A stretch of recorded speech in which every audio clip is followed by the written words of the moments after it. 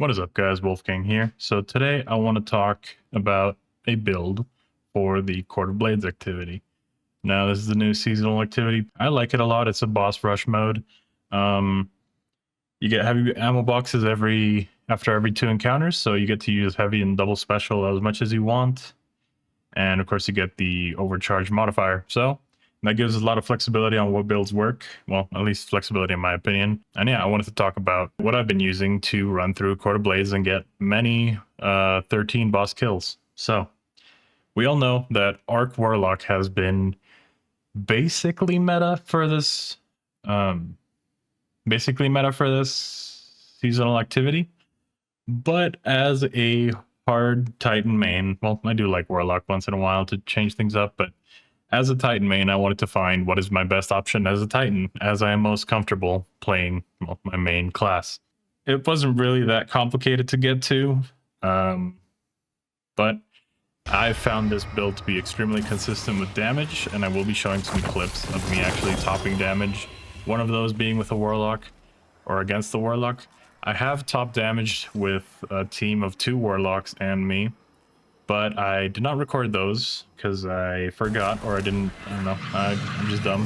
Just realized it says fire team 1 out of 6, but it's a 3-man activity. Anyways, showing some clips of me doing top damage, sometimes getting beat by another Titan. I don't think I have a clip of being beat by Warlock, but that also has happened in the past.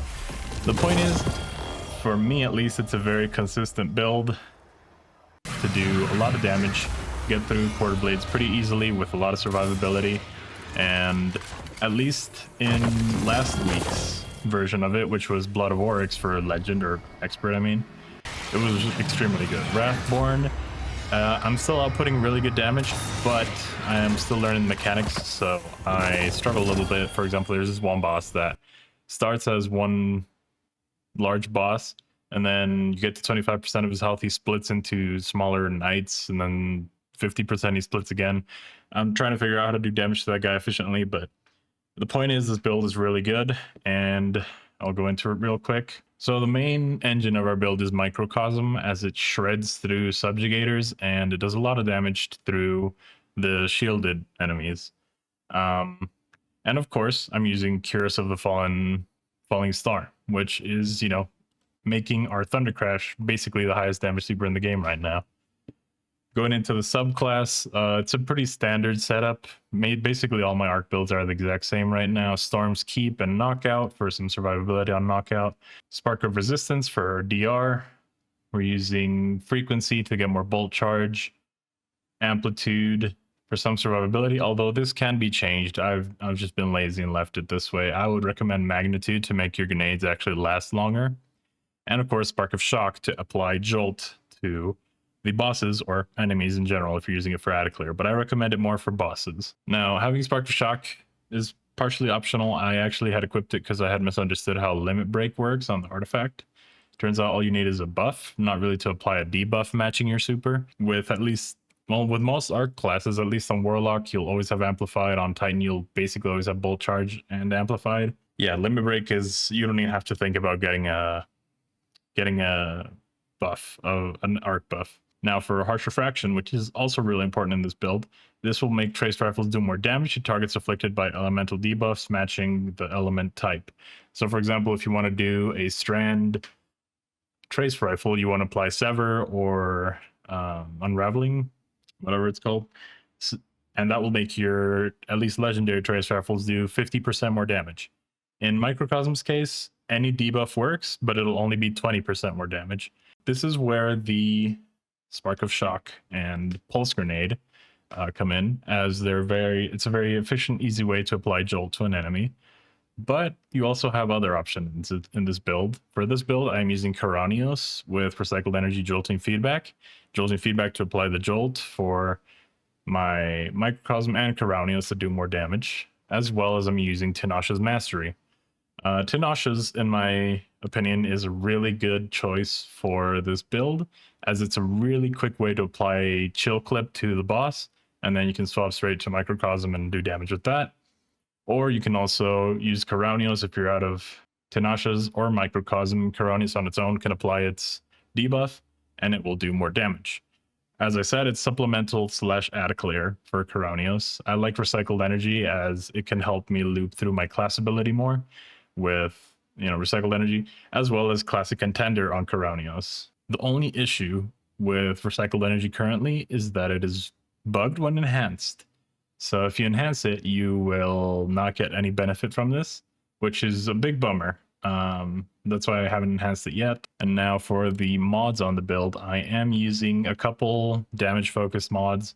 Like I said, we mostly want to be regenerating our super back as it does a huge amount of burst damage, and then you can swap to microcosm, which will also get a buff from its own intrinsic or whatever. After you use your super, it does more damage. I don't remember how much it is. I think it's like 5 to 10%, but it's still more damage, so it's awesome. In this case, I wanted to really put in a Font of Wisdom to help me get my super quick.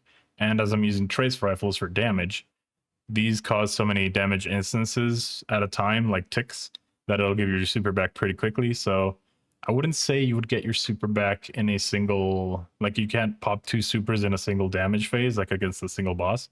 But sometimes you'll be able to pop your super with the first boss, and then you'll have it ready for the second boss, or, almost at the end of the second boss. So it's really good. It'll help your damage quite a lot, having a Font of Wisdom. Harmonic targeting, just because it's what I could fit in here. I wish I could have either stasis. I guess I could do an arc siphon, actually. I'll stick with that. And of course, a Radiant Light to help our team have their armor charges up. Hopefully they have surges, which we can see we have some here, but we'll get to that in a sec. For the arms, I want to have a kinetic loader to load my microcosm quicker, as I do not have Cenotaph on the Titan. Bolstering detonations, 2 of those, as our thought is to throw grenades out as much as we can to get our barricade. Our barricade gives us bolt charge. Bolt charge will proc defibrillating blast and heal us, so that makes this build really good at surviving. For resistances, I tend to stick with Arc and Solar and Kinetic Reserves to have more ammo on Microcosm, even though that only really impacts me in the first 2 bosses, as the heavy box does not fully fill your reserves. So this could be swapped to maybe a concussive dampener, as there is quite a lot of concussive dampener, as there is a lot of area effect damage in Court of Oryx, or I guess in Court of Blades. Now, I want to always have kinetic weapon surges to make my microcosm do even more damage. Kinetic surges feel wrong to me personally, because there was never a kinetic heavy weapon. So it feels wrong to me, but it definitely does help. So I believe 2 of them gives me a 17% damage boost. I could be wrong, but what we're trying to do is min-max here, so this is really good. And of course, a recuperation on all my builds. It's just way too good to not put on. And then for the class item, I really want a Powerful Attraction to pick up orbs for recuperation for my surges. And for, recuperation surges, that's pretty much it. And get some ability energy and super energy, as well as 2 time dilations. Now, I think this could be swapped to 1, as some of these encounters go extremely fast. We're not really seeing the benefit of having 2 of them on. What would I swap it for? I would probably want to go for something like a bomber or a distribution, and get a mod back in, or get a stat mod back in. But for now, I will leave it on 2 time dilation. Where the heck is it? Time dilations. On 2 time dilations, just because it's how it's been working for me. I think this build is extremely solid. And then as for stats, you always want to focus 100 resilience to get your barricades back fairly quickly. I like to have 50 recuperation, but that's a secondary stat. The main things you want to focus in this build is first resilience, then discipline, then intellect, in my opinion, and put the other stats on strength and recovery. And I would prioritize recovery more, as you're not really using your melee as much. It's more of a backup plan if you're very low and you have ads around you. But recovery is a good stat. Now, I really wanted to have 70 intellect here for the Font of Wisdom to get us to 100. So to be clear, I am not sure if this is in any way efficient, as I do remember seeing or hearing that 100% intellect or 100 stat intellect is kind of dumb, and it doesn't help you as much as you think it does. I'm not sure if that is for the roaming supers or for the burst supers, but in my case, I see the cooldown right there shortened, so I figured let's do it, why not? And yeah, like I said, very solid build. There'll be some gameplay playing in the background. This is my, I believe, at least of the 5 games I recorded, my best game in terms of damage. And yeah, I'll let you guys see the build, see how I play it. The main idea is to try to have a debuff on the boss and have bolt charge when you pop your super. So you pop your super, microcosm him down, and go to the next one. And that's how it goes. For the modifiers that you can purchase in-game, you always want to go for the ones that can get your ability back or do more damage with your weapons and abilities. Be that whatever it is, doesn't matter. I forget the names. I think there's one called Ritual of Glory or something like that, Ritual of something, where you got to pick up 3 hive splinters. Really good. You kind of got to time it a little bit. You hopefully have amplified when you go into the round where you buy that, so you can pick them up quickly and then start doing damage. But yeah, that's about it for the build. I'll let you guys, watch the gameplay. Leave any comments you have in the description. To be clear, I have not used Dark Warlock, so I don't know how good it is, but I see myself doing more damage, or I see myself doing more damage than other Arc Warlocks I've played with, so I stick with it. It's been working out for me. So yeah, thank you very much for watching, guys. Enjoy the video.